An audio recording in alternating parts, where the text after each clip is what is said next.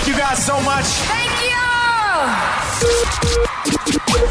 I was also really, really sick and had crazy vertigo and unbeknownst to me, what actually had happened is they think like a virus got in my ear somehow and just sort of like exploded, killed everything. And it also knocked out my equilibrium. So it was, needless to say, an incredibly shocking and destabilizing event, both physically and emotionally. But, I was joking to my manager, like very soon afterwards. I was like, man, it's a good thing I've been like reading like Buddhist books for the last 5 years. It was just, I did actually feel like I had a lot of the tools just internally to really pretty quickly be able to adapt to the new reality and use my new reality as a way to be curious about the world and how I could make music and how I could exist in the world, because a lot of things have changed for me. Even going out to a restaurant is really hard. These environments that previously were really, I just totally took for granted, totally second nature, became really challenging and in some cases not super hospitable to me.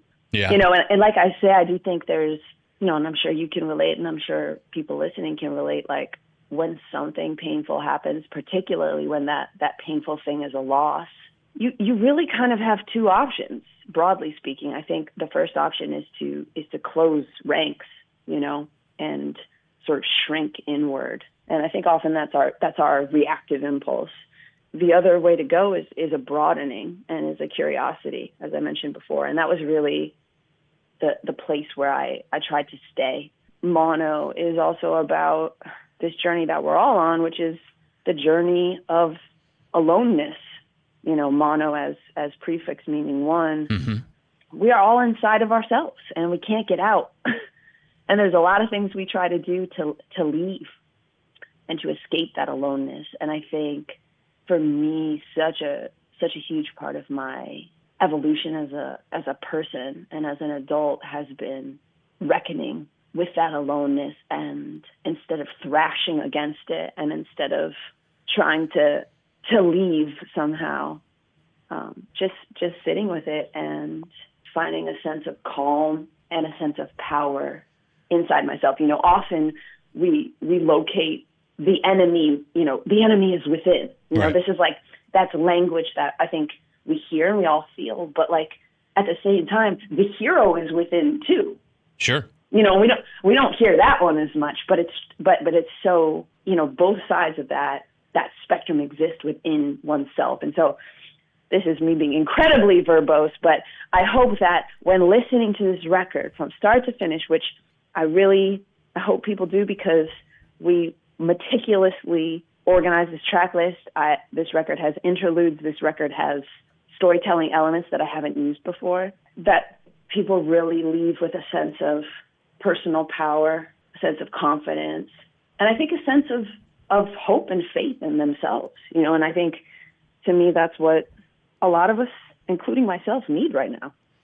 Yeah, 100%. And it's good. It's basically just taking a negative and turning it into a positive, or at least choosing to sink or swim. You can either go belly up and just tap out and say I quit, or you can just charge forward. I dig it. Yeah, and there's so much, like when the worst thing happens, when the quote unquote worst thing happens, and you make it through, you're kind of like, oh my, what can't I do? There's such strength and power in that. And I think, obviously this last year has been wildly insane for me in a lot of ways, but, my confidence and sense of self-efficacy is really high. And I think it's because of that openness to viewing the situation from another lens.